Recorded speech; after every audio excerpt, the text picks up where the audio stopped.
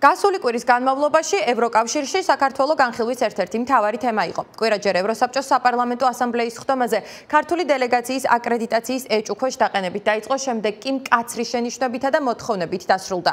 ევროსაბჭოს საპარლამენტო ასამბლეამ ქართული ოცნების მთავრობას აპრილამდე მისცა დრო იმისთვის, რომ ხელახალი არჩევნების თარიღი გამოაცხადოს.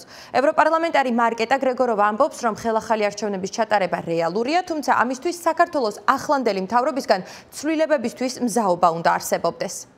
რა თქმა უნდა, ყველაფერი ქართული ოცნების მხრიდან გარკვეული ცვლილებებით უნდა მოხდეს. მაგალითად, ცვლილებები უნდა შეეხოს საარჩევნო კომიტეტს. როგორც ვიცი, გასულ წელს მათ წესები ისე შეცვალეს, რომ იქ ქართულ ოცნებას უდიდესი წარმომადგენლობა ჰყავს. ასე რომ, რა თქმა უნდა, ეს პირვანდელ სახეს უნდა დაუბრუნდეს, რათა მეტი კონტროლი და ღიაობა იყოს. არჩევნები უნდა ჩატარდეს დამოუკიდებელი სუბიექტების ზედამხედველობის ქვეშ. ეს შეიძლება იყოს სადამკვირვებლო მისიები, ეუთო ან გაეროც კი, რასაც აირჩევენ. მაგრამ ნათელია, რომ ეს ვერ მოხდება ისევე, როგორც აქამდე ხდებოდა. მაშინ უბრალოდ იმავე პოზიციაში აღმოჩნდებით. თუმცა ამ ცვლილებებისთვის მზაობა ქართული ოცნების მთავრობას როგორც ჩანს ჯერ არ აქვს.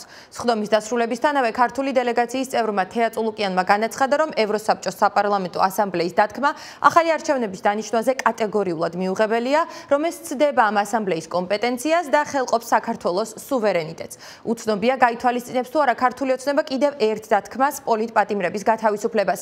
ევროპარლამენტარები, რომლებსაც ჩვენ ვესაუბრეთ, ამბობენ, რომ ეს უმნიშვნელოვანესი საკითხია.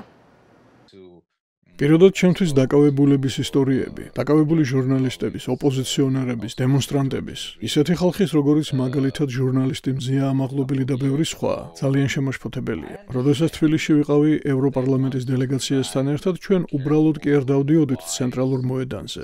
არამედ იმ ადამიანებს ვესაუბრებოდით, რომლებიც წამების ფაქტებზე გვიყვებოდნენ. ეს არ არის უბრალოდ ანტიდემოკრატიული ქმედება. ამან ბევრ ჩვენგანს ბელარუსული ტრაექტორია გაგვახსენა. რაც შეეხება პოლიტპატიმრებს, ეს ძალიან შემაშფოთებელია. ჩვენ ევროპარლამენტში უამრავი პოლიტპატიმრის შესახებ ვსაუბრობთ. იქნება ეს ოპოზიციურად განწყობილი ჟურნალისტები თუ ყოფილი პრეზიდენტი მიხეილ სააკაშვილი, მაგრამ ამან არცად არ მიგვიყვანა. ერთადერთი ოპოზიციონერი ჟურნალისტი, რომელმაც საპატიმრო დატოვა, იყო ნიკა გვარამია, რომელიც ყოფილმა პრეზიდენტმა სალომე ზურაბიშვილმა შეიწყალა. სხვა შემთხვევაში ქართულ ოცნებას არაფერი გაუკეთებია პოლიტპატიმრების მდგომარეობის შესამსუბუქებლად. ასე რომ ახლა, როდესაც მათ უმრავლესობა აქვთ და კიდევ უფრო მეტ ადამიანს აპატიმრებენ, ძალიან პესიმისტურად ვარ განწყობილი მათი მომავლის შესახებ. ევროსაბჭოს საპარლამენტო ასამბლეის გადაწყვეტილებას წინ უსწრებდა დიპლომატიური პასპორტების მქონე ქართველი მაღალჩინოსნებისთვის ევროპაში მოგზაურობის ოფიციალურად შეზღუდვა. მარკეტა გრეგოროვა ამბობს, რომ ამ შეზღუდვას ორმაგი დატვირთვა აქვს და ის საქართველოში რუსეთის გავლენებზეც მიანიშნებს. ევროპა ამჟამად კვლავ არაპირდაპირ ომშია რუსეთთან.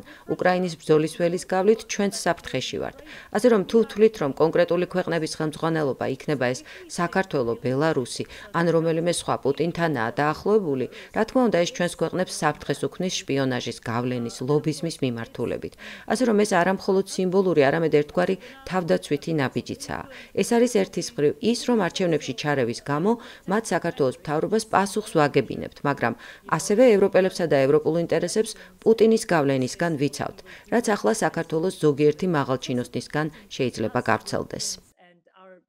საქართველოს საკითხს ევროსაბჭოს საპარლამენტო ასამბლეა აპრილში კიდევ ერთხელ განიხილავს. სწორედ აპრილამდე აქვს საქართველოს დელეგაციას აკრედიტაცია მინიჭებული. აკრედიტაციის ამ გზით გასაჩივრება და მისი ასე დათქმებით გაცემა ჯერ აქამდე საქართველოს დელეგაციებისთვის არასდროს მომხდარა. ქართული ოცნება ამბობს, რომ ისინი ამ მიმართულებით იქამდე შეაჩერებენ მუშაობას, ვიდრე როგორც თავად ამბობენ, შანტაჟი არ შეწყდება. ევროსაბჭოს ასამბლეაში კი აცხადებენ, რომ ეს სამწუხარო ნაბიჯია და ორ მხარეს შორის დიალოგს კიდევ უფრო გაართულებს.